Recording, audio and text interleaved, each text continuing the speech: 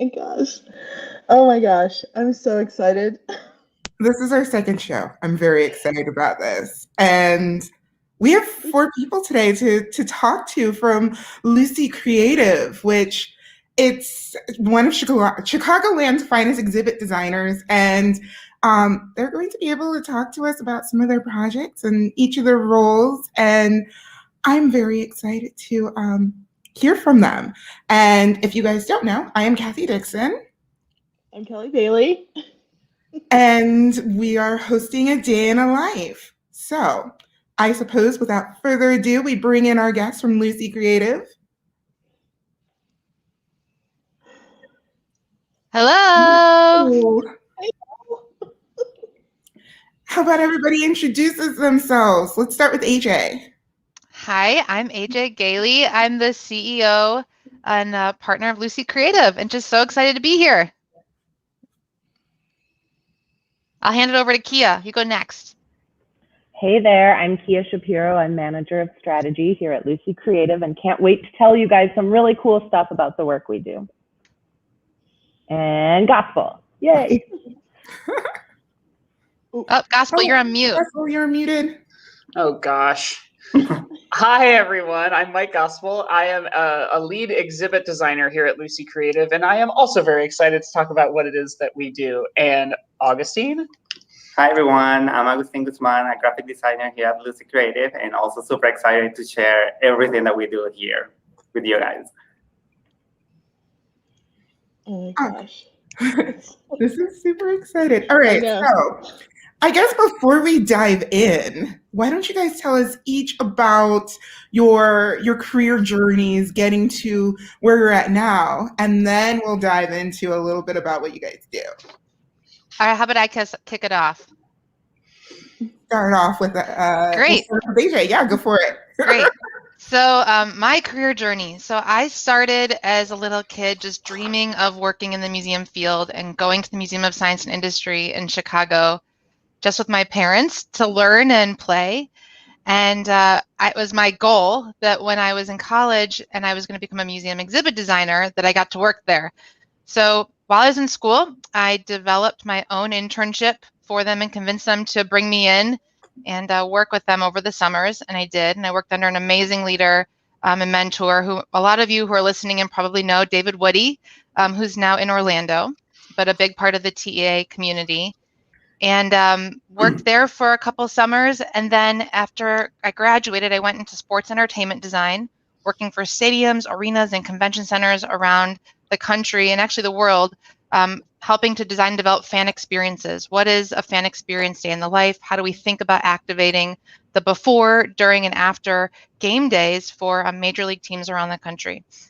And then I missed the feel-good work of the museum side. And so I actually found an amazing partner at Ravenswood Studio who is a fabricator of mine while I was at the museum. And through a lot of different conversations with Kevin Snow, who was a designer there at the time, and Michael Shapiro, who's the owner of Ravenswood, the three of us tag teamed together and decided to start a new company in Chicago that focused on the development of a planning, strategy, design, and production assistance from Ravenswood throughout our projects so that we could bring clients a true opportunity to say, our projects can be real.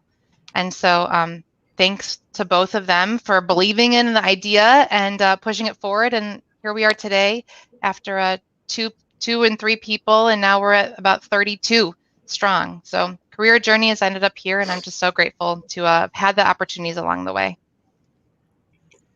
And I'll hand it to Kiah next to tell her story. Yeah, so I don't have a pretty beginning like AJ did, and hopefully my story will inspire some people who want to break into this industry but feel like their degrees don't lend to it. I studied global affairs and art as an undergrad, and between undergrad and grad school, I actually interned for Luci as a young firm when it was about 6 or 7 people.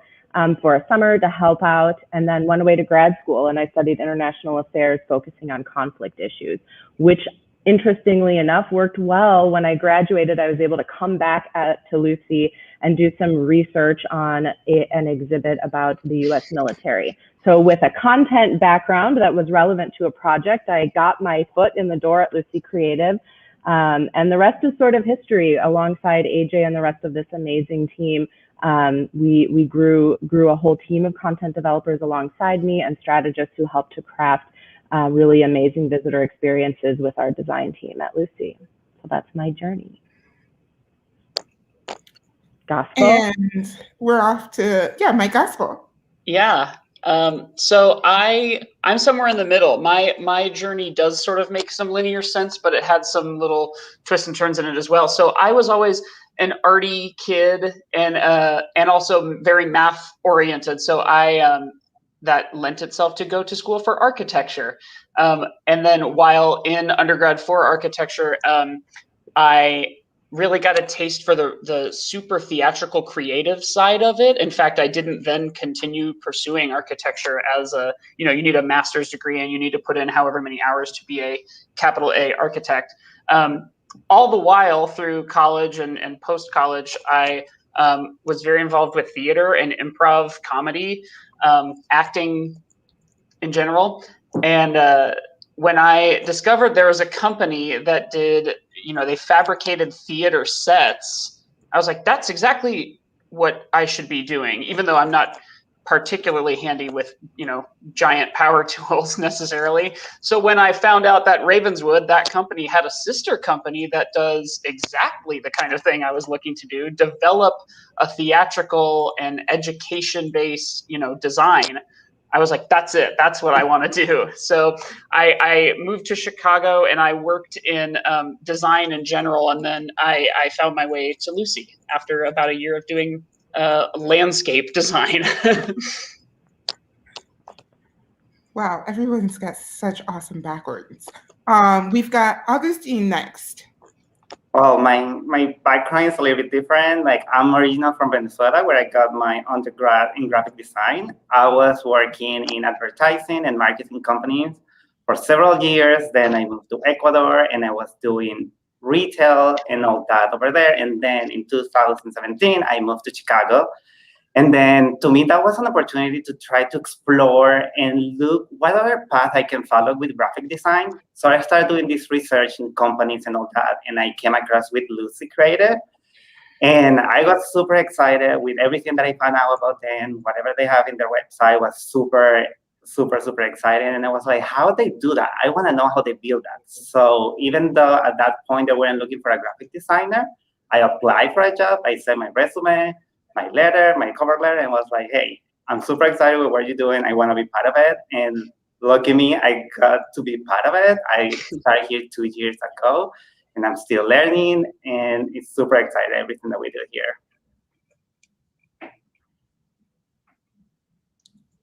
Thank you so much for sharing your backgrounds. It's like, it comes from all over the place, and I'm hoping this particular platform is going to be able to inspire a lot of people who are wanting to come into, themed entertainment, which is really exciting.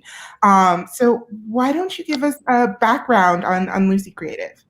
I'd love to, and I think we have some amazing visuals to help with that. If you guys don't mind, put them up on the screen. And while they're going up, I'll just start talking. So Luci Creative, we started about 10 years ago. We're celebrating our 10-year anniversary this year, which we're just so excited about.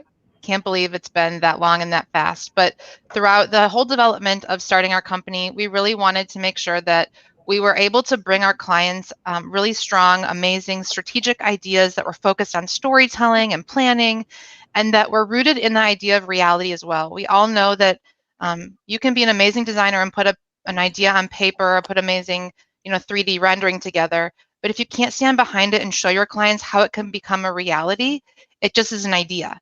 And so when we started Luci, we really wanted to make sure that as we were developing these ideas, we had the support and resources behind us to say, hey, how do we do this? How do we defy gravity? How do we actually understand how to make this amazing rendering into something that can be built? And so when we started Luci, we partnered with Ravenswood Studio, our sister company, to really tap into their resources. So during the creative process, as we're coming up with ideas and developing sketches and even looking at reference imagery, we're asking engineers and project managers and drafts people about how do we do this? How much does this cost? What materials should we use? And that really allows us as designers to be smarter and really more thoughtful with how we partner with clients around the country.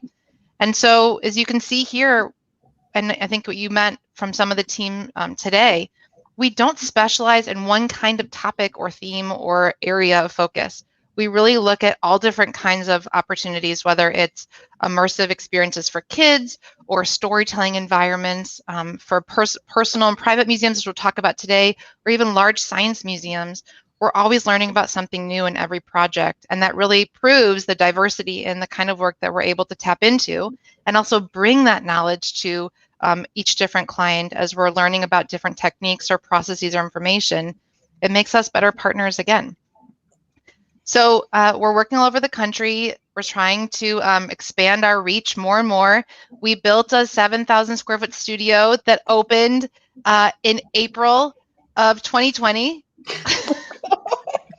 As we decided that we had to be really closed and home virtually for a year, we had this amazing studio waiting for us. And as we start to bring everyone back, we're really trying to find ways to really regenerate that collaborative environment that we all thrived upon together, while also making sure that we're really paying homage to what we've learned from best practices in being virtual, of what's helped push our workflow even further. So we're excited to continue experimenting with it and playing with it, and figuring out how we can best connect and collaborate with our clients virtually around the country, as well as in person here, where you can see the four of us are sitting today in separate rooms behind separate closed doors.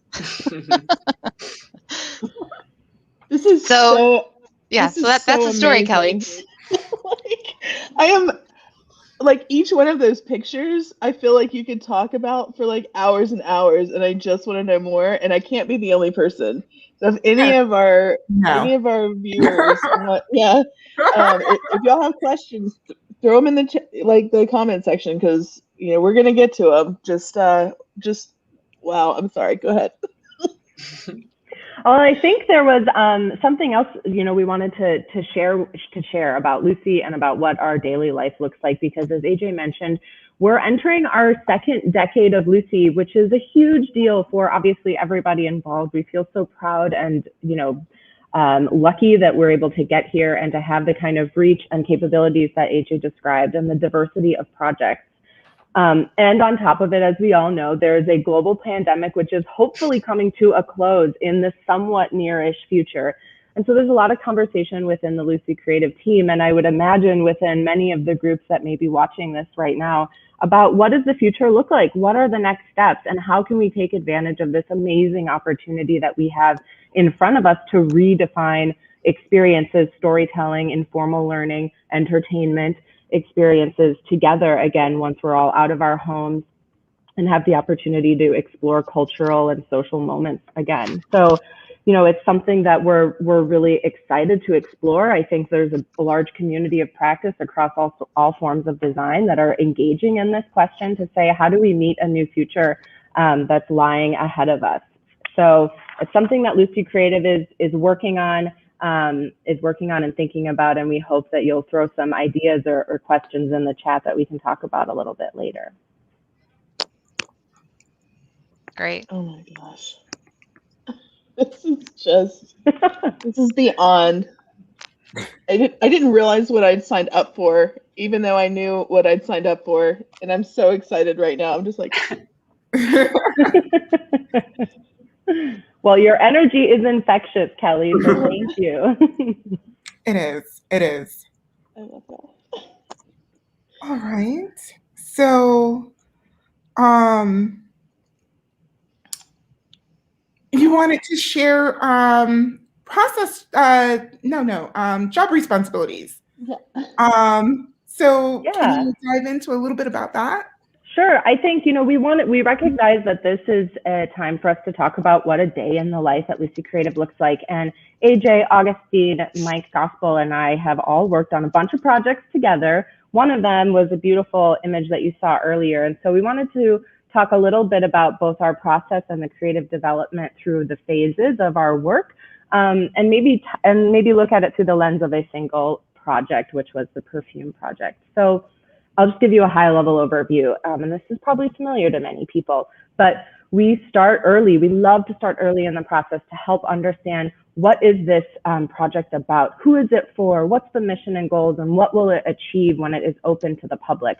So that's our research and discovery phase. We work closely with our clients to understand what they want to achieve. We'll work with constituents and the public to understand what would resonate with them. And we'll work with subject matter experts to understand, what is this story? What does it all mean? Why is it important and relevant? And how can we engage people in that process and in that story?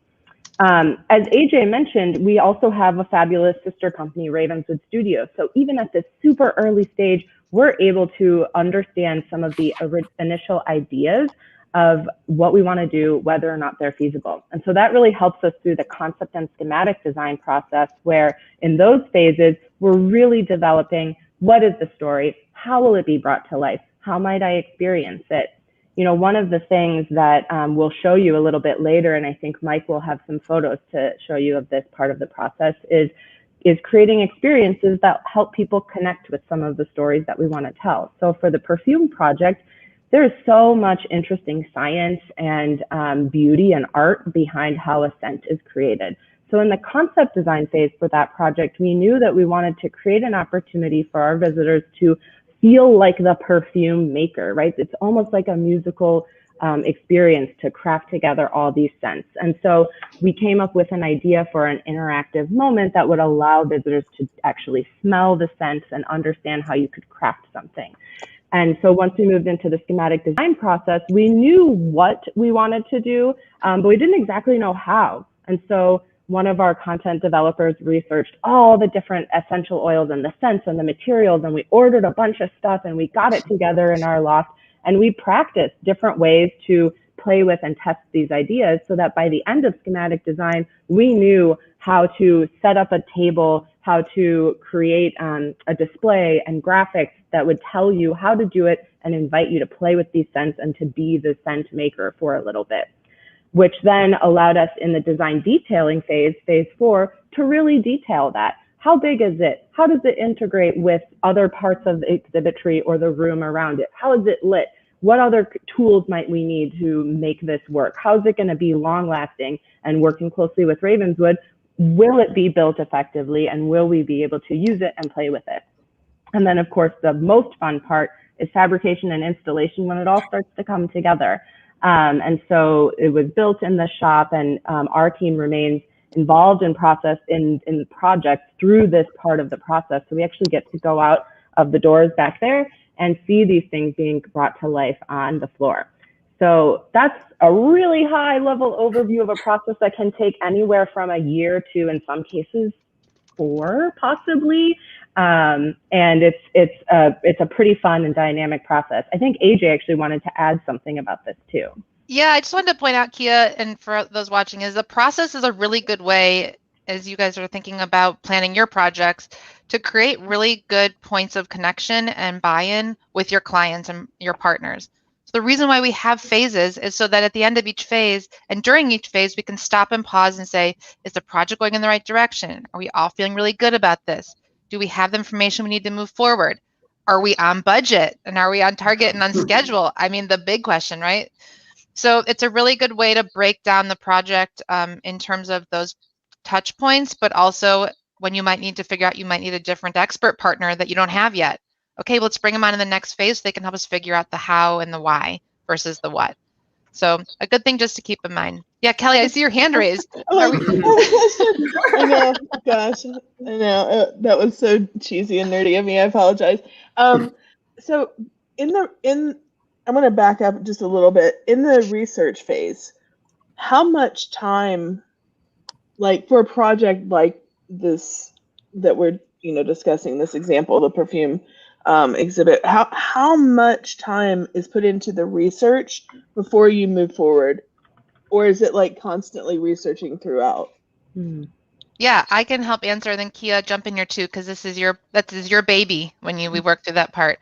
Usually the research and development phase will take anywhere from like 8 weeks to 10 weeks. It depends on how complicated the content is. And it depends on, Kelly, who we need to bring to the table to help us understand what the story is that we're telling. A really big thing about what we do is, and we're very proud of this, is that we're not experts at any content, Luci's team.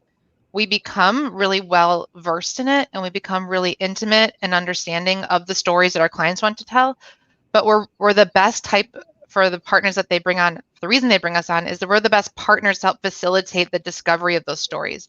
So we always ask our clients to bring the subject matter experts to the table with us. Help us work with them to figure out and pull out the juicy stories and nuggets that they want to tell.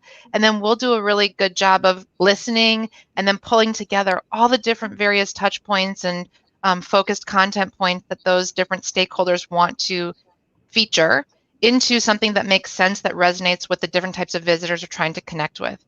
I think that's really important to all projects, whether it's a themed entertainment experience, a theme park experience, or even a museum, is don't ever assume that you know what the goals and the stories are for those different audiences. Make sure you're bringing those audiences to the table, asking those questions, and then bringing the subject matter experts there too, so you can make those connections.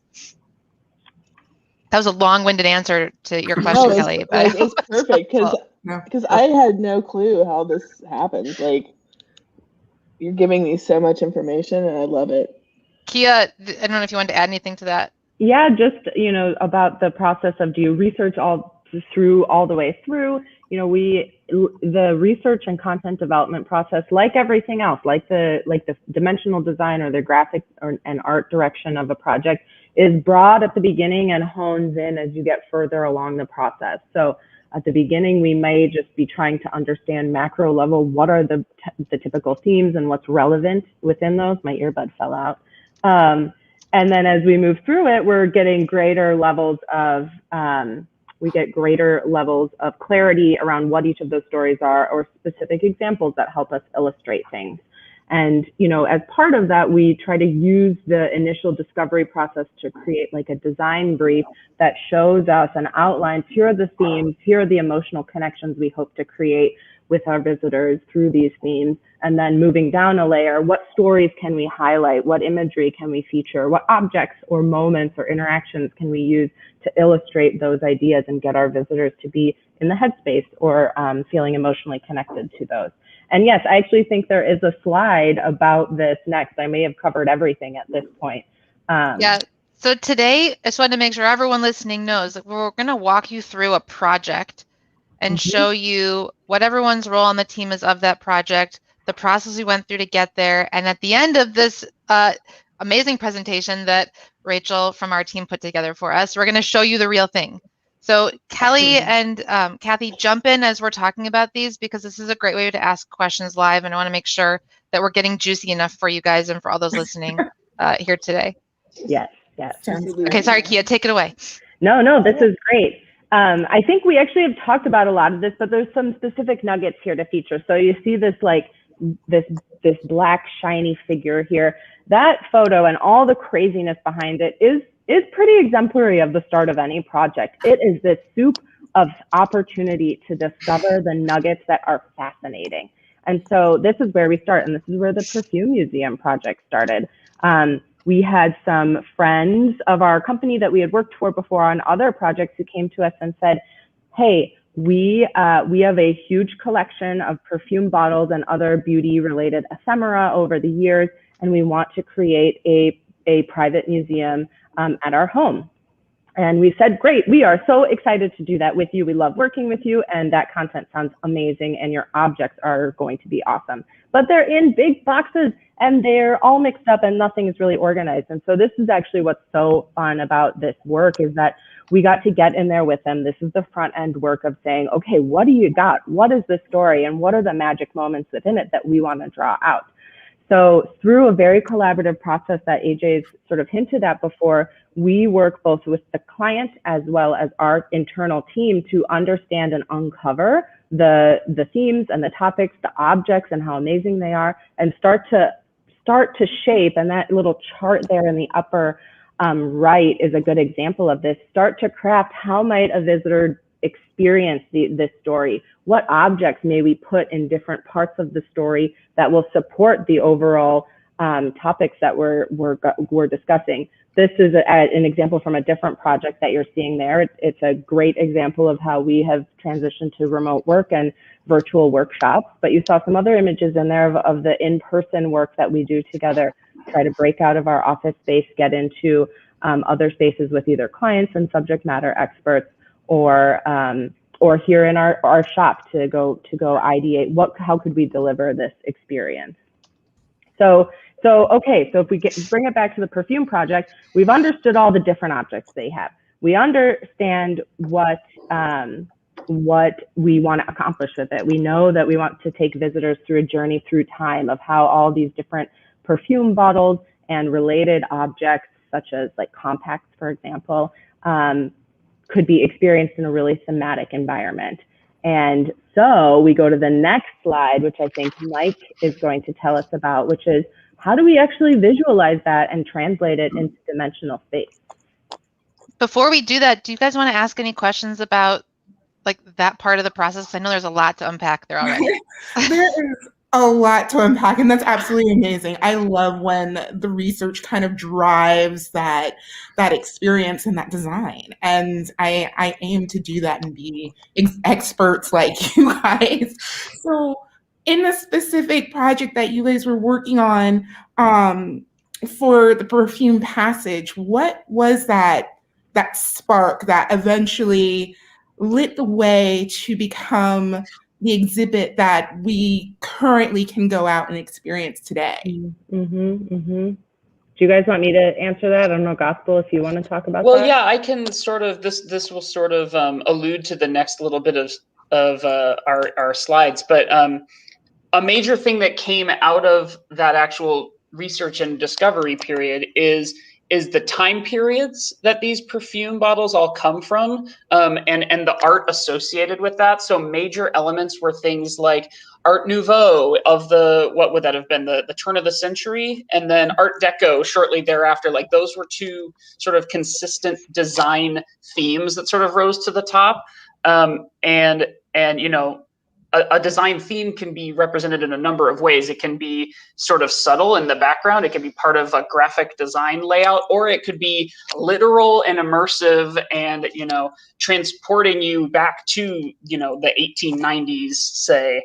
And I say that because that idea did become a dimensional design. We settled on a Parisian arcade, like a passage, with all the sort of Art Nouveau visuals. If you're familiar with like the subway system in Paris, they actually have some pieces of like the handrails and the architecture of those subway systems. You can see kind of all the filigree. Yeah, let's look at some of these juicy images. I'm gonna just keep repeating that adjective, juicy.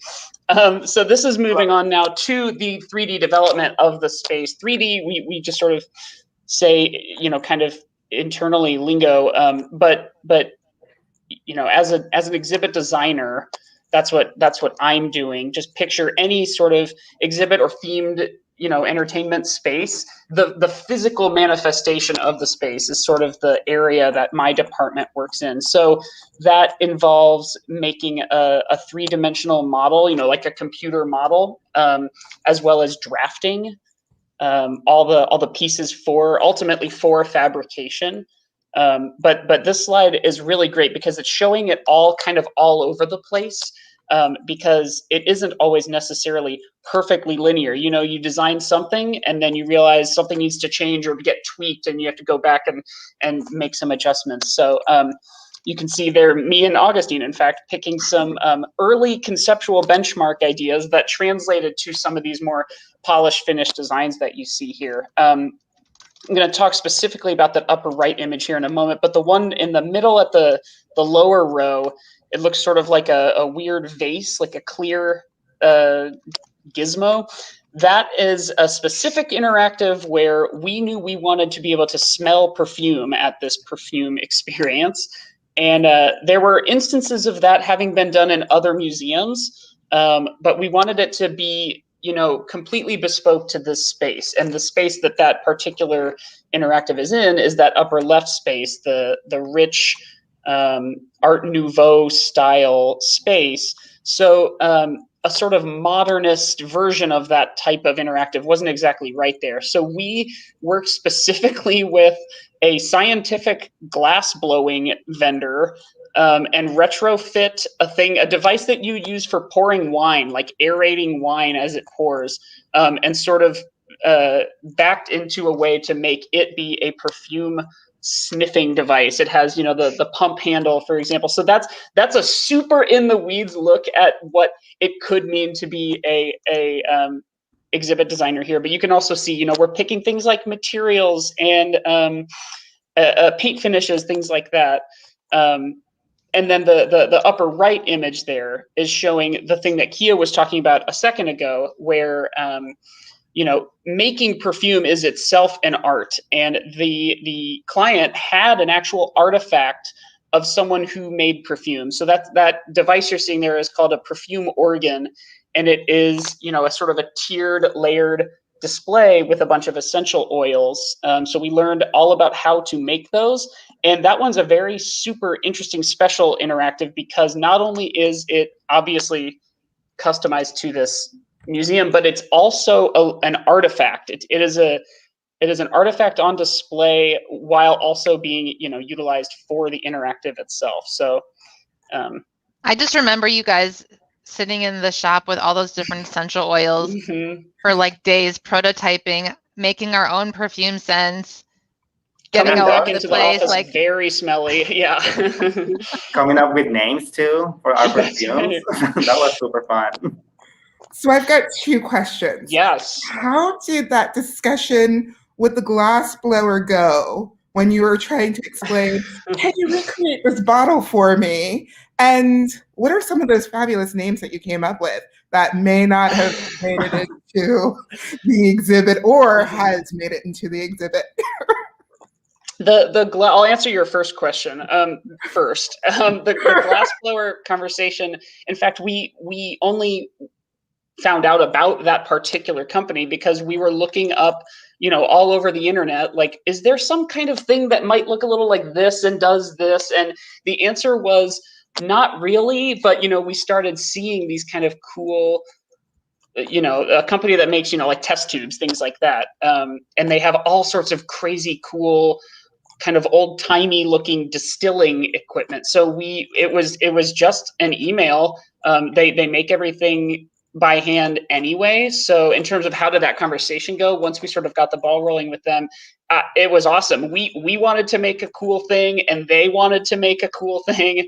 So the more we kind of got into all the nuts and bolts of it, literally down to like exactly the shape and dimensions of it, they were just like, yeah, whatever you want, we'll make it. And we were like, that's great. That's what we do. I have a question.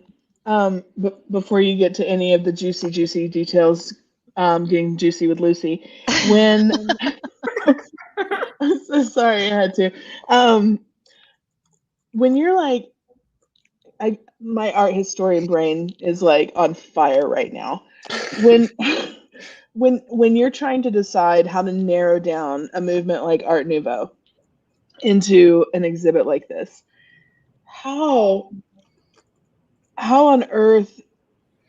Well, I mean, I guess it all fits with the story, right? But like in my mind, I'm like, how do I take all of the different parts of Art Nouveau and tell something that is affluent, to a wide swath of the population, but not so visually overwhelming that they want to run screaming out of the building?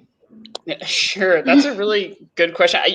One major factor to that for this specific instance is the client had, like I said, there was a big like filigree medallion that was actually part of the Paris transit system. They also had some antique storefront displays. So we already had some aesthetic pieces to work with. And then it was a matter of, that image we were looking at of picking half sheet printouts of different research images. It was a matter of kind of finding some perfect examples for the ahead of spending hours and hours developing the actual design itself, having the client team weigh in on images that they liked. It's a really easy way of weeding out some of the stuff that isn't going to make it in is use some research images. But yeah, you're right. Because another thing you don't see in that display just yet, you'll see later, is in all of those storefront windows, we're displaying all sorts of different like advertising campaigns of perfumes. So you're right, like having a lot of different artistic styles clashing is like a super delicate balance that you have to kind of thread a needle on. It might also be helpful if we pull up Augustin's graphic slide here, because that was another really good toolkit that we developed and used to actually figure out the visual communication style and what some of those artistic graphic elements were from those different time periods to help really amplify the storytelling. So yeah, totally. Augustin, do you want to jump in? Yeah, totally. And to add to your point, that was part of our challenge in the graphics because, yes, Art Nouveau is very rich with all the elements that they had. So we don't want the graphics to compete with the actual images. So for us was more like try to pick like those iconic elements to represent them into our graphics. And with this, try to make our graphics to blend into the exhibition as well and be very like, make you feel that you were walking in Paris in that time. So, because this was a full immersive experience. So we wanted to be like true to that and try to best portray that Art Nouveau style without going too far. That's going to be overwhelming for someone that's going to be a long time walking around this exhibition. So we really tried to like emulate the graphic style, the techniques that they use, and where we were trying to pick up the typography for this place was the same. Like trying to best match in a way that wasn't totally overwhelming, but you could easily recognize that, oh yeah, this is coming for Art Nouveau style or Art Deco, or depending on that you were in, and everything was blending like smoothly. And we have that amazing illustrations in the left corner that was made by our director, Sarah Anderson. And these are floor-to-ceiling illustrations that she made by hand, and they're beautiful, matching all the styles through time, because this is what that mural is talking to, about how the perfume was evolving through time with fashion and all this. Yes, that's Grace Kelly with the Christian Dior silhouette. That is so iconic. Yeah. And was that Josephine Baker like beside her in the flapper? Yes. Oh my God! Just come on, stop it! It's so freaking good. So you'll see this as we show you some of the finished photos and videos here coming up of actually like how this actually got implemented into the space and the scale that some of these took. I think, Augustine, something really important I just want to do a shout out for you guys as we are showing this is these were displayed within the artifact cases or the actual like environments that, you know, the 3D team and 2D team worked so closely together to design to make sure that the way that these storefronts and these artifacts are being displayed was in the time and place and the context of where they were at that real time. And so having the graphics change as they went through each of the galleries within this museum reflect that really helped transport the visitor to remember and like see like where am I, what am I learning about, and what were some of those influential elements at the time that were inspiring the design around these stories and these objects. And we really tried to like pay attention to all those details, like how we were producing our graphics. Like we were trying to make sure we used substrates that were like close enough to the ones that they used at that time. So all the paper have some texture. We were able to find this vendor to print on metal. So enamel. Yes. So try to replicate those elements to make it feel more theme. Yeah. Like, oh my God, I'm blown away right now. And I know what's coming, like for other parts of the thing, and I'm just like, holy crap. You're like, just show me what it looks like when it's done. Awesome. Did you guys want to see the next step here? Do you guys want to ask more questions? Should we keep going? I think I want to see what this looks like. Okay, so let us show you quickly here. This is how the project actually becomes a reality in the shop. So you can see some construction drawings, or actually photos in the top left of the Passage being built in that space. And then you can see even in the shop some of the casework and the millwork that we recreated or restored from those objects and those artifacts that the client had actually purchased already from an antique drugstore or an old French passage, and how Ravenswood's carpentry team had to work so detailed and closely with the actual artifact to match it so that the space felt holistic and unified. So I just think that part is just so impressive to me, because when you walk in there, you have no idea that they're different when you'll see in the actual finished product here. Yeah, that upper right photo is the storefront, and then there's space for 6 units that look like that, but they only had the one. So Ravenswood basically cloned that 5 times, and you can't even tell the difference. So let's go to the next slide, which shows the actual finished photos of the project. So you can see, even, I think we forgot one of the most important parts here is also lighting. Like, how do you light the space on top of all of the dimensionality that you're bringing in? And our executive creative director, Kevin Snow, is an amazing lighting designer. So this was like a juicy Luci project for him to get his hands on, to really think about how does he create this theatrical experience that's transportive using lighting layered onto the foundation of what we were building. So you can see the passage on the left there, the Art Deco room on the bottom middle image, which also had an amazing terrazzo custom floor made and produced for that. You can see the interactive up the top middle, which is that organ, that perfume organ that we showed you earlier in the development. And then remember those amazing murals that we showed you in progress? Look at the top right. They're actually in the vault and a backdrop to the gems of the collection that's in this dark vault feature. So I think we should show the video, which is really, I think, the best part, if you guys have it queued up here, that takes you through on an adventure. Wait, I have a question. Yes, I have a question. The roof line, is that like actual glass, or yes, is that that's actual glass? Okay. I was like, is that a manufactured outside? That would be very Disney or Universal, yes. But this was real because, and I think something that we forgot to mention here, which is part of the process, is how we actually work with architects throughout the design process to make sure that the spaces and materials and finishes and even like the windows were treated with the right type of UV glass to protect the objects that were inside. So the lighting is really important there too, because during the day, the lighting changes. So how does the space going to change using those skylights as well? So I think that's an important part, Kelly. Thank you for reminding me of that. It's not just the exhibit design and exhibit fabrication team and the expert partners there, but it's also the shell and the box that we're putting it all in, and how that infrastructure supports our goals on the inside. Okay. So do you want to see the video? I do. Okay. And then I hope you guys will have more questions for us, because we are here to answer them, and we would talk about this all day if we could.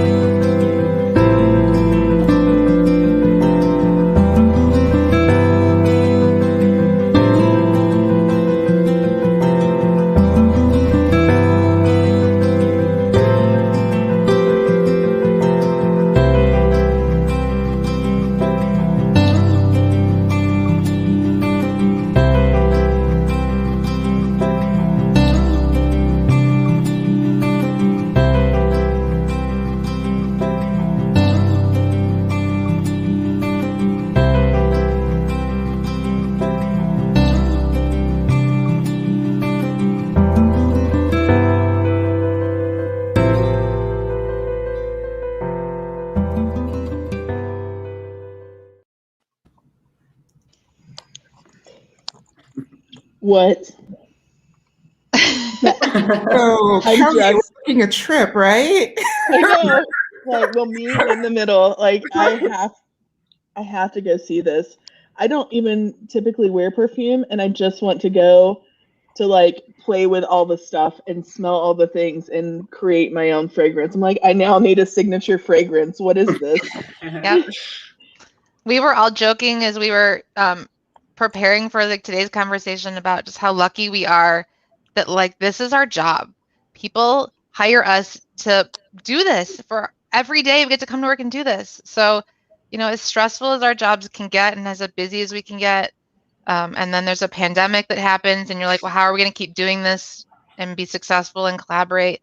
Like we then reflect back on these projects and just think like, wow, we're really lucky. So thank you for giving us a chance to talk about it today. We're just so excited to be here. Oh my gosh, I'm now having to think about what my actual signature fragrance would be, and I don't even know. I said it was something like citrusy, but with fresh cut grass and banana stems. So whatever that is, and like the ozone atmosphere, I really love that smell. I don't know why. It's a thing. Kathy, what do you think? There's also like Kiah, I think there were some perfume scents that are like famous that have been around since 1800s. People are still wearing, aren't there? Not to put you on the spot, but I think there are. Well, I mean, most famously, of course, is Chanel No. 5, which came a little bit later. But that period was, and I think it smells terrible personally. But it's, you know, and that's part of the story, right? Is that our tastes change over time. And so that actually came out of a period of a transition to manufactured scents, not just natural scents being used and mixed together. So you get this period later in the sort of towards the middle part, and our genius exhibit developer may be watching right now and cringing that I'm butchering the story here, but she really knew it all so much better than I did. But you know, they started manufacturing scents out of chemicals, and this was a big shift from mashing and pulling oil out of rose petals, for example. And so you get to experience that in the space and be in environments that are evocative of these different time periods, and then smell the difference, and then see these beautiful illustrations later on of women and men with scents and fashion through the ages and how that has changed, but always been there with us, right? So, I mean, perfume is ancient. It's before the Common Era. We have artifacts of perfumes going back to ancient times. It was really cool. Okay, so what I feel like I now need to know, because I know for a fact that y'all have talked about it at length as an office. I'm going to ask Kathy first, and then I think everyone needs to know what your signature scents are. And some of the names that you guys came up with. Yeah, I need to know. Oh, okay. So my signature scent, it's going to have to be something floral and slightly fruity, but not like, I don't want to smell like a fruit basket, but florally, fruity, and it has to be bright and sunny and kind of polka dotty. You know, polka dots for a set, that would be me. Well, I can tell you one story of a scent that was made, actually. And again, going back to our genius exhibit developer, Chaucy Slagle. I wish she could be here because she knows all of this stuff. But as she was researching it, I kept describing this scent to her that I'd been smelling like out on the streets of New York when I lived there, and like in the airport at O'Hare. And I would just get these whiffs of it. Like, is a ghost following me? What is this? And I explained it to her, and she like figured it out as I described scents, and I'm not very good at describing scents. It had some woody elements to it. It had some like greenness, like vetiver, and then it had some like kind of smoky patchouli aspects to it, right? And so she made it for me. She figured out the right combination of the essential oils when we were all playing around, and she named it "It Follows," which is so perfectly for this scent that I have been loving for years. And now I know what it is. And I bought all my essential oils so I could make it myself. We should have sent that out as Christmas gifts to our clients, our holiday gifts of like It Follows in a bottle. Oh my God, that's been such a good thing. Next year. There's always 2021. Yes, exactly. I never knew that story. That's amazing. Yeah. I won't be able to top that. I don't remember any of my scent names. So Yeah, I remember getting like a little bit crazy with all the essential oils and didn't end up smelling really good at all. So right. I got too excited with the experience. Oh my gosh. So AJ, what about your signature scent? Oh my God, you guys are gonna laugh at me. And Kiah already said she hates one of the smells that I'm gonna say. So now I'm be embarrassed. So maybe when I come around Kiah, she's gonna tell me that I smell bad. If you wear that perfume, it smells good on you. I wear Coco Chanel. Oh, that's good. So- No, that's good. So I'm a little bit different than the number 5. My mom wears Chanel number 5. So I can like smell my mom wherever she is when she comes in a room because I know it's like that's her scent. She follows me with that scent. But I do love that smell. But no, my signature scent is Coco Chanel. I'm wearing it today. Come over and visit. Or not.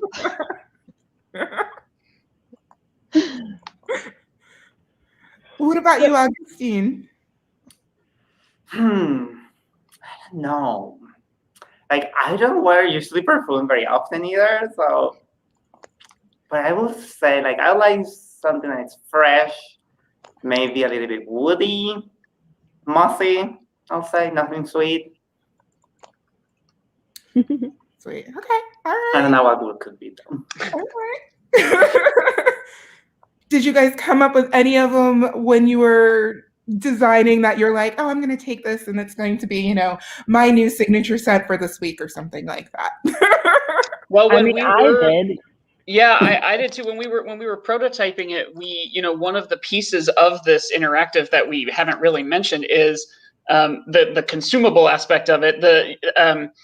We made little custom, essentially business cards, but the right sort of weight and bond of paper for accepting the oil and having it all meshed together well. So a fun little added bonus of getting to do that little gamified version of making your own perfume is you walk away with a branded souvenir piece of paper that ought to hang on to the scent for at least a little while. And when we were playing with it up in our loft, like Kiah mentioned, bringing them back to the office and just like having the one that you made that week pinned up to your desk was always like a fun little game to do. Did y'all have anything like as you were testing it that you're like, oh, this is gonna be good, and you put it on, or you like put it on the card and you're like, oh God, not good. Or like maybe the cap accidentally fell off and too much of it made it onto the card. Yeah. This card is Lavender's card now. Right. Oh my gosh. Do those cards need to be pH neutral? Like, does that have any? I don't know.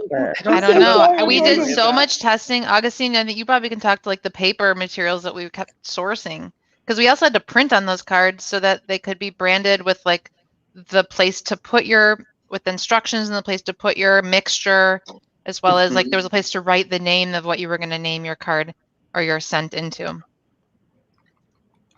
Yeah, we did some research on that. I think we found a paper that was like able to hold the oil and it didn't have any interference with the scent. So I don't know if it was pH neutral, but it was a specific type of paper that wouldn't affect the smell.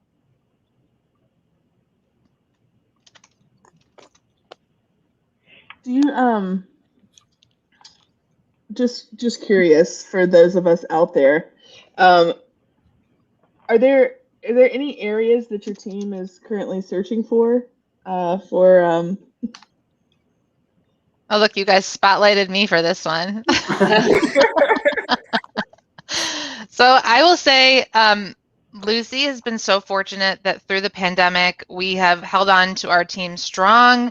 We have amazing clients, and new clients are still coming to us asking for support on their projects. So we're continuing to grow and continuing to add more support to our team because we know that we're not invincible and we need more help. So, and there's only so many hours in the day.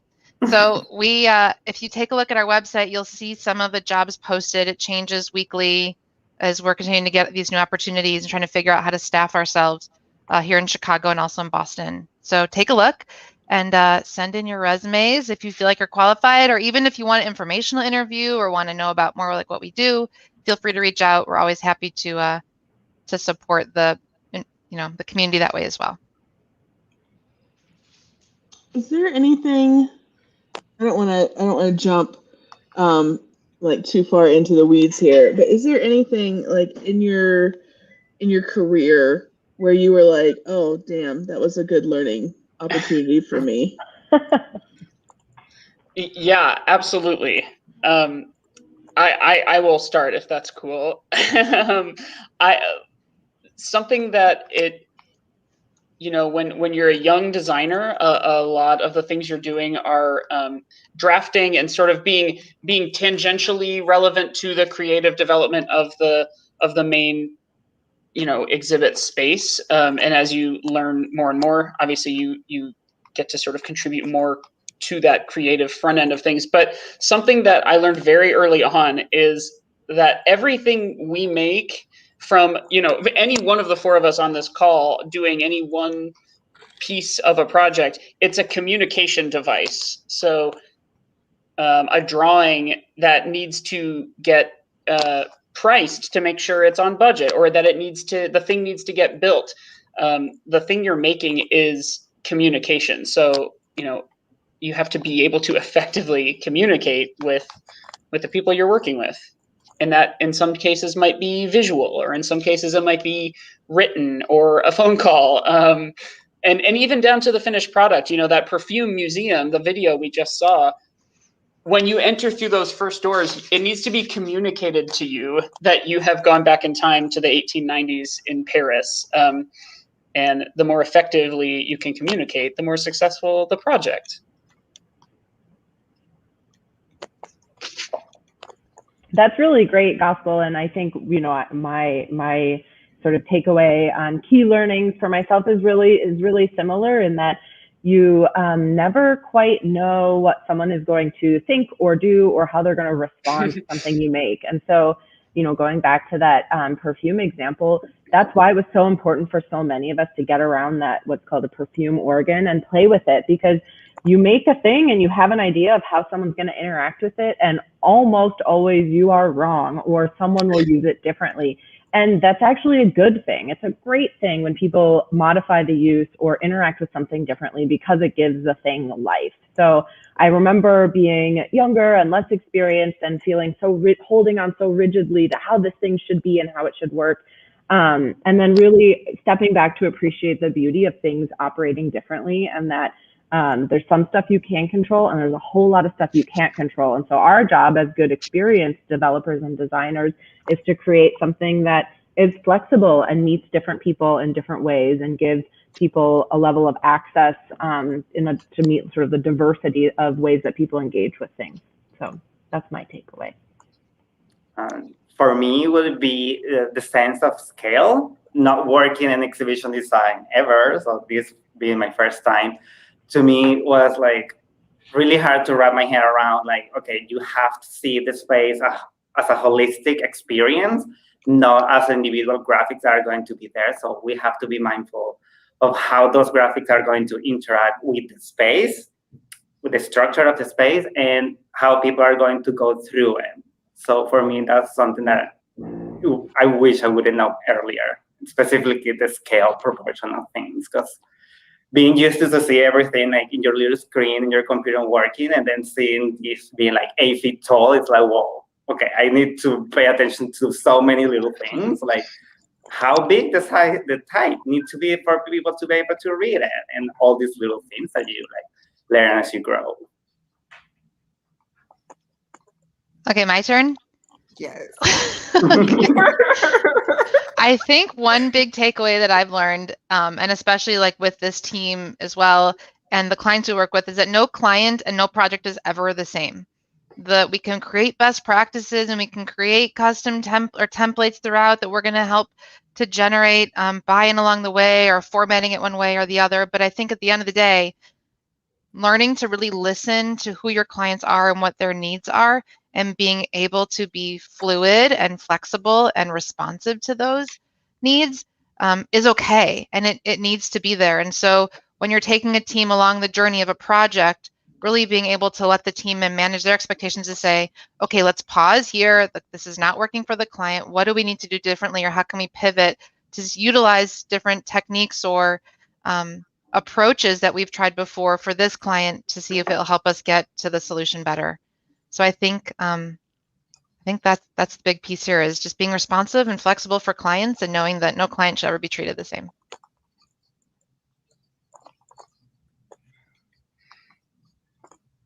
Very sound advice. So don't forget, we're answering questions live, so don't forget to type in if you have any questions whatsoever. But moving on, for the perfume passage, what is your favorite part of it? Like each person's favorite part of it, even if it was just the process or even just like the actual exhibit, a part of it that's one of your favorites.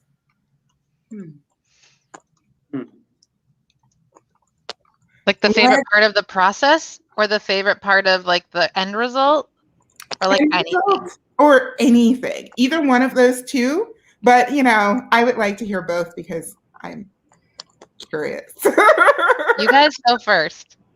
Well, I may have put my hand a little earlier, but it was probably getting into the hyper micro of that little clear glass perfume pump sniffer device. Just like that, it is part of the end result. Certainly, it is a cool interactive that I really like, but it also was a part of the process that was this like ever rolling snowball. So that one is probably my favorite part, just because it feels like I invented something that never existed before, even though it was actually scientific glass blowers who did that work.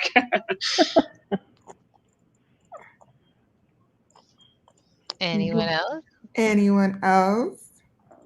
I can go. Go for me. For the process of this project was like researching all the typeface and get all the inspiration to emulate that. So, and those were implemented in the storefront. So it's the first thing that you see in the space when you go in. So I think that's my favorite part, because you open to the door and then it's like you are going back in time. And then you see all this storefront with materials that are so similar to the ones that were used. So to me, that's the best part of the museum for me. I think there were so many things that I loved about this project, but the immersiveness of it that was so thorough, to what Agustin just mentioned, that like down to the fonts, these things were time period appropriate. And it meant that also our displays were like their own little art pieces. Often, you know, an artifact display may be very clean and just really focusing on the object on its own with an interpretive label underneath it. But in this project, we had the example or the opportunity to create window storefronts using all of the objects as well as theming things. So in the video, you saw like all these balls that were clear balls that were like a bubble bath that had a beautiful bottle of perfume in the middle, or an explosion of roses behind a couple bottles, and just this opportunity to really artfully display the objects in a themed way is pretty unique and doesn't happen very often. And so I think I really appreciated the opportunity to think so creatively about that kind of storytelling, and to use that to help visitors feel immersed and feel like they have truly stepped back in time.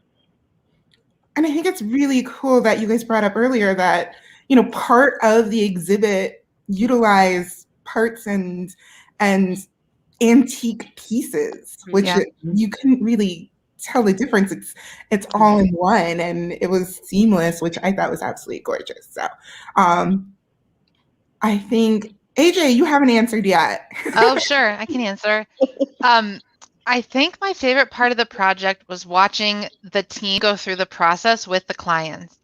This gave the clients who were normally like their day-to-day job, their high-level CEOs in the C-suite, and this was like a hobby project for them with their personal collection, and watching them be able to escape the day-to-day and come to our studio and collaborate and have fun and utilize a part of their brain that they don't get to normally tap into, And we were able to facilitate that and then give them a solution and show them options that exceeded any of their expectations of what was possible.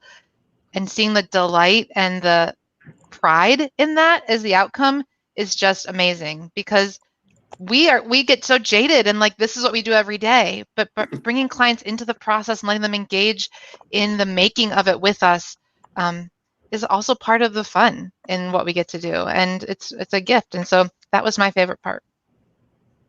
Well, that segues super nicely into my next thought, which was, when you do start a new project, like, what excites you the most about that? That whole, when somebody walks in, they're like, we have a brand new project. Which is happening a lot lately. Knock on wood, which is good for us. Yes, I love hearing it. I really Yes. do. Yes. I don't know, you guys, you answer first, because I keep bringing these to you. I'm like, hey, we're starting something new. And you're like, what? So what excites you about that? To me, it's like you never know what's going to be, because our projects and clients are so different. And as we get the project, we learn a lot of things about new things that you would never thought that you would learn to be able to make their vision come real. So I really love that part of like being like, what's going to be next. Mm-hmm. I would say that that image that we showed a second ago of that one statue with all the crates behind it that hadn't yet been opened, that is like the exciting part of starting a project to me. It's this completely blue sky, unfettered creativity that you get to start on before things like how are we going to hold that thing up? Or how much is this going to cost? Before those questions start becoming the reality, there's such a freedom of creative brainstorming at the very front end of a new project. We think you could take something as sort of simple as perfume, and we get to just hole up in a room for a day or two and think like, what are the 100 coolest ways we could display this or have people engage with this? And then eventually you start refining that in. But when it's still 100 possibilities, that's a really fun, exciting time. Yeah, and my mind always goes sort of two ways when we start a project. One is sort of what Agustin is talking about with like, what are the new things that I'm going to learn about water, or about terrorism, say, and how am I going to engage with that, and what new thing am I going to get strangely obsessed with learning about?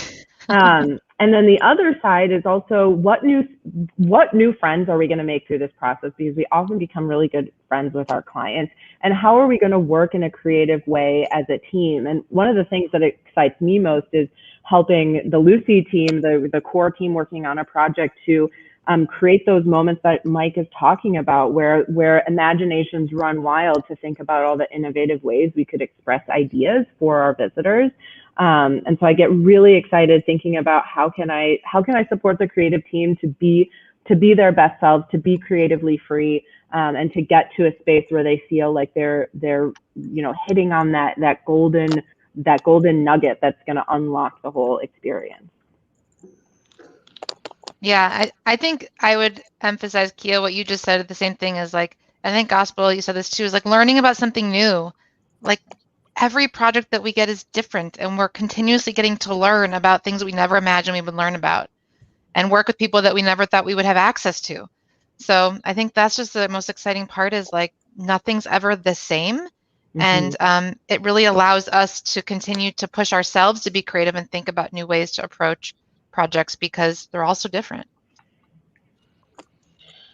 So, okay, now my brain's going a completely different way, because what I was just hearing is the thing that you get so excited about are the challenges, and I am really amped to find out, like, is there any sort of like personal challenges or career challenges you've had along the way, and how, like, looking back, being what it, the past being what it is, how has that kind of helped frame your perspective in moving forward? Loaded question. I know. I'm sorry. I can jump in with one. Being on the content development side of things, and research, and working with clients and subject matter experts, is really honoring and recognizing that we are not the experts, and we have to be upfront with our clients about that they're the experts. We're going to honor their expertise or the expertise of whoever they might bring to the table, and that will facilitate a process of finding what the story is. And initially I felt like bad about that. I think when I was younger, that like I didn't know the full story, and I was afraid to admit what I didn't know. Which is actually a superpower. Once you can admit what you don't know, you get a lot of respect, and you get people telling you what you need to know, and a lot of support from those around you. So, you know, and I still face those challenges. I get a little like shy about asking those questions, but that to me was like it really helped me unlock and unstick some of the self-confidence issues that I had, and just knowing that like I don't have to know this all. There's a lot of people around me who do know it, and we can work together to make it right.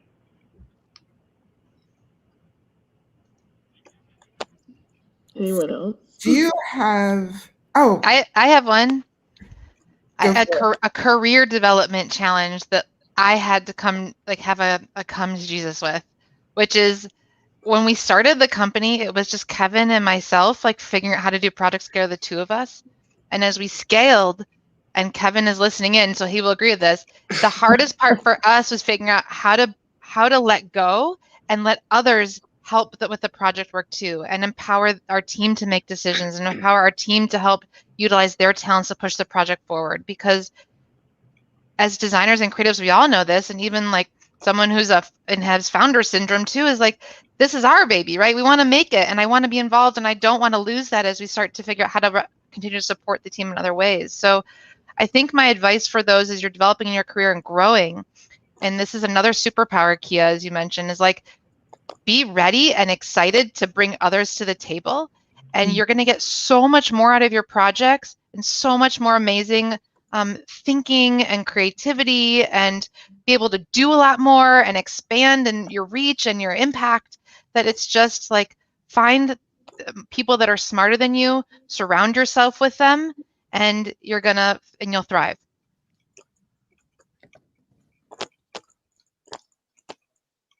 Mic drop. Bye. So Mike or Augustine, do you guys? Yeah, this is sort of a opposite side of the coin of what Kiah was saying a little bit, but we, like she said, we're not the experts on the subject matter. I didn't know a single thing about perfume going into that project, but one thing that that comes with that is we are able to advocate for the client and the experience. One thing that we are creative experts on is another thing Kiah said earlier. You don't know how everyone's going to use something, but we are sitting and thinking about those things.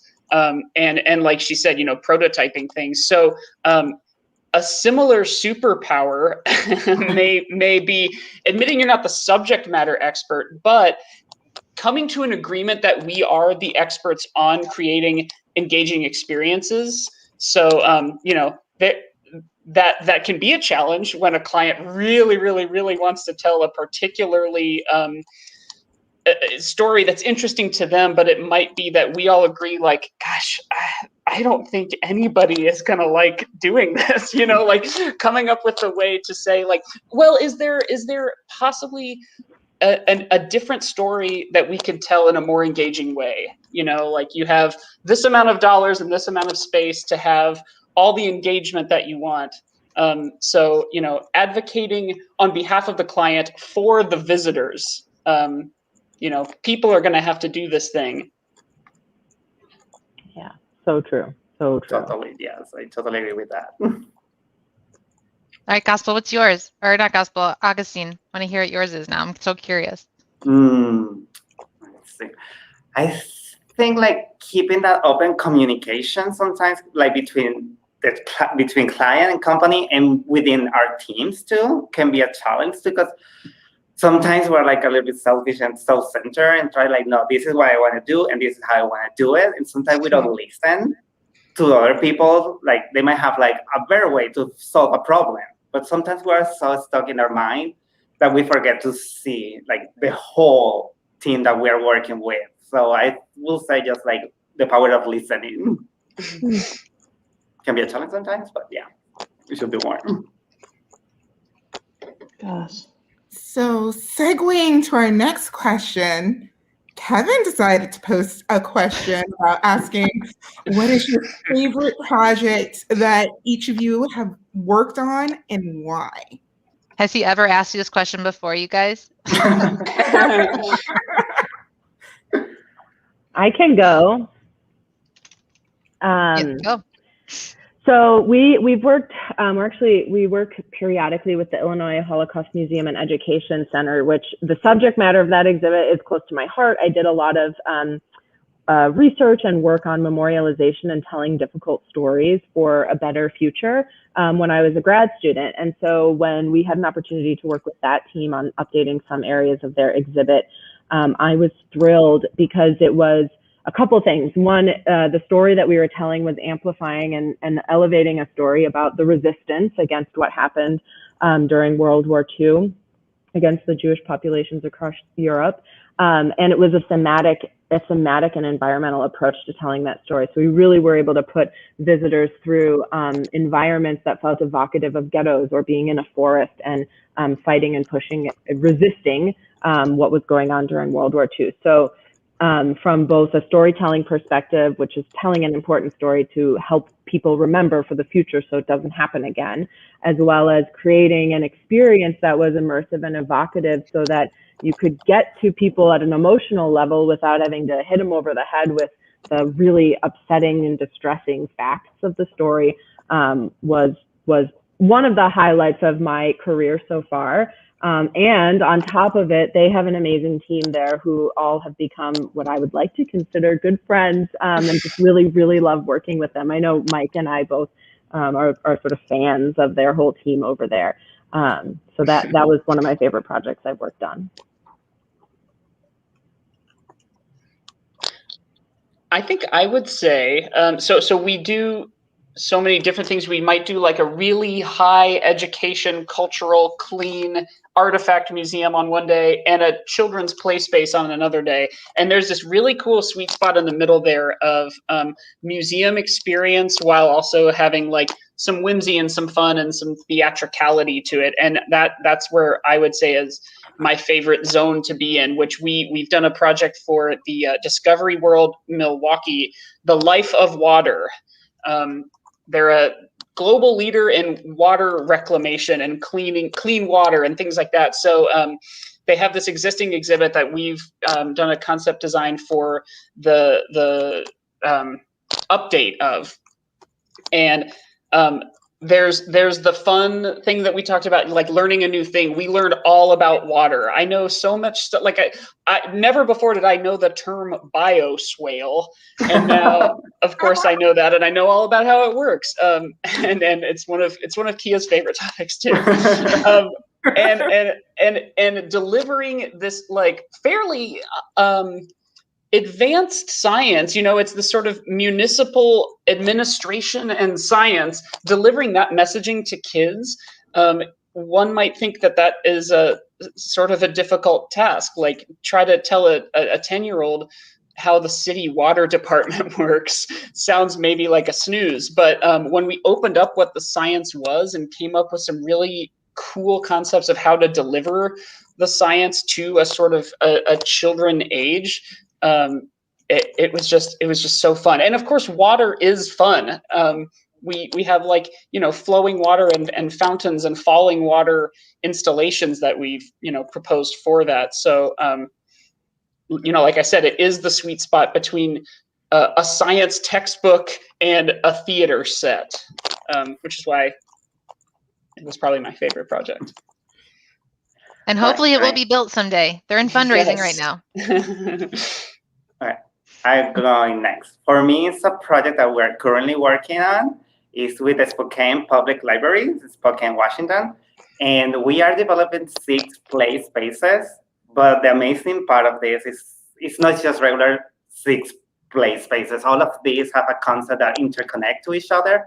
And we are really like showcasing the flora and the animals that are characteristic for this area. So we have came across with a really nice concept to connect all of them, and how this is developing is looking amazing, super fun, but it's very well think. Like everything is so thoughtful, and all the decisions that we have been making. So I'm really enjoying this project a lot. It has a lot of illustration, super colorful, fun. It's really nice. Can't wait for you to see it. And we just posted some social media pictures of that the other day. If you guys want to take a look, I think they're on Facebook, of the in-progress work for that project. Yes, take a look at that. Okay, I'll answer quickly because I know we're going to run out of time here for all your questions. My favorite project was for the First Division Museum. So it was a military museum project that we worked on about 5 years ago. And the challenge was to take 50 years of history plus into the future of ongoing history and put it into a 2,500 square foot space and make it updatable. So we had all these crazy challenges, a really small space, but really juicy stories to tell about the life of a soldier, the impact that they make in our nations and the way that we live and protect the world, and how it affects their families and the personal stories of the people around them. So it was a chance for our studio to all come together, because it was a pretty big project, to work on on a project at once. So you could feel the energy in the studio. Everyone got really into it. And then the outcome of that project, we were able to really experiment with different technology integrations and techniques into the design to try to push the envelope in terms of what's possible and how to give our clients tools to make an exhibit that's not just one moment in time, but 50 years of time plus into the future, so that it had a long lifespan. So really exciting project. Had a great time working on it with the team. And take a look at our website. There's a video on there too, so you can walk through it. Okay. There was another question that just popped up from Adriana. She says, how many projects do you work on during a typical workday on average? This is a cool question, because I bet all four of us have a different answer because of the different lifespan and different phases of a project. I'll start. I happen to be working on 2 projects that are sort of in lockstep of what phase they're in. If you remember that earlier slide of sort of the process. So for me, it's usually somewhere between 2 and 3, depending on where in the phase of a project we're in. For me, it's the same, like between 2 and 3, depending on the phases of which project. I would say maybe somewhere between like 5 and 7 in various degrees of like focus and attention. And then I also have my baby, which is my team. And that's like another project for me, is specifically taking care of and cultivating and supporting all of the amazing strategists and content and exhibit developers on the team. And I just get to do all of them. So like 30. Yeah, like 30. No, but really, I think the most amazing thing, and you can see by this team here on the call today, is I don't have to do all of them anymore because they're doing them. So my job really now today is to just be here to support the team and support the clients and make sure everyone has what they need to keep doing what they do amazingly.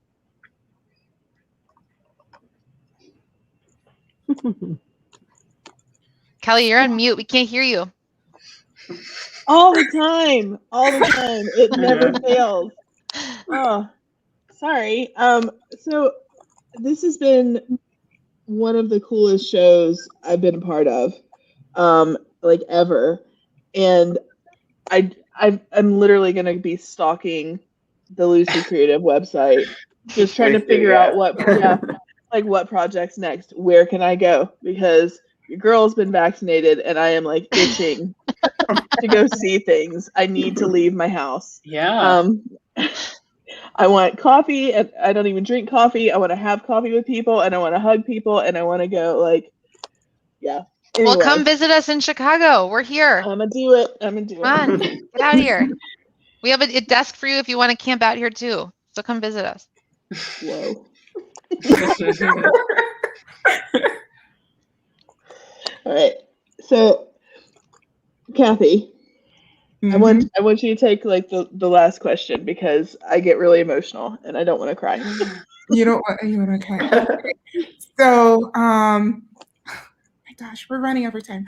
Anyway, it's okay. So, what? How about we just do parting advice for people wanting to get into the field of creating experiences? So, if that's somebody who is transitioning into wanting to do roles similar to what you're doing now, or someone who's, in high school and wanting to get into the roles that you're in now, it doesn't matter which side you end up taking, or which direction. What sort of advice would you give to them? Who wants to start? I can start. Or Gospel, go ahead. Well, I'll just reiterate the thing I kind of mentioned earlier of something I wish I knew then is you're communicating every step of the way, and before doing any of that, taking this step back and saying or asking yourself, who am I communicating to, and what information do they need? Because in this world, you might tell one person internally a thing in a certain way, but a different company who might be a builder, who might be an AV and media person, they need to know specific information, and they need to know the right information. So pausing and asking yourself, who needs to know what, is what I would say. I would say talk to people. If reach out to us. We love doing informational interviews, and I particularly love talking to current students.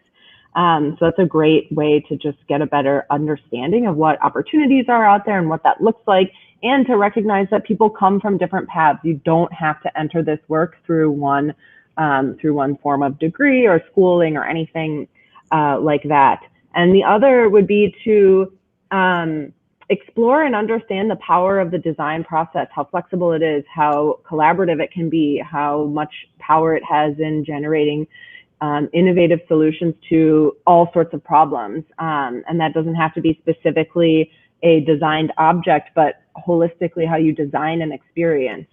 So study up on some of that stuff. And I'm a fangirl for IDEO and the courses that they offer in their books. And I would definitely recommend taking a look at that. I'll say always being able to explore and see different ways how you can solve problems. Like there's a million ways. So just keep your eyes and ears open to see how you can come up with creative way to explore and keep exploring. Nothing is set in stone. You can break rules, make your own ways to create new stuff. And my last word of advice for those wanting to get into the field is, if there isn't a job for you, make one. You're all out there looking for opportunities. Find the companies you want to work for. And to Gospel's point, communicate to them how you're going to add value and how you're going to make their team better. And I guarantee you, if they see it, what you see, and they can make sure that there's value for you being there, they'll find a way to get you in. So don't be shy. Put yourself out there. Amazing things will happen. Mm-hmm. Thank you so much. That was wonderful advice to all of our viewers. And this has been such a fun episode. This time has totally flown past.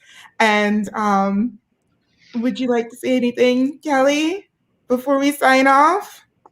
It's just such a hopeful show. I was saying it in our private chat. This has just been such an amazing, it gives me insight into a process that I wasn't quite really aware of. And it's just very inspirational, just seeing it all laid out in front of me. And I know I'm not alone. So high five, Kathy. But I'm so grateful for y'all to be here with us today. And I know I'm glad that you're here. I'm going to leave it at that because I can't say anything else. Thank you so much once again for tuning in, and we'll see you guys in 2 weeks. Bye. Bye. Bye.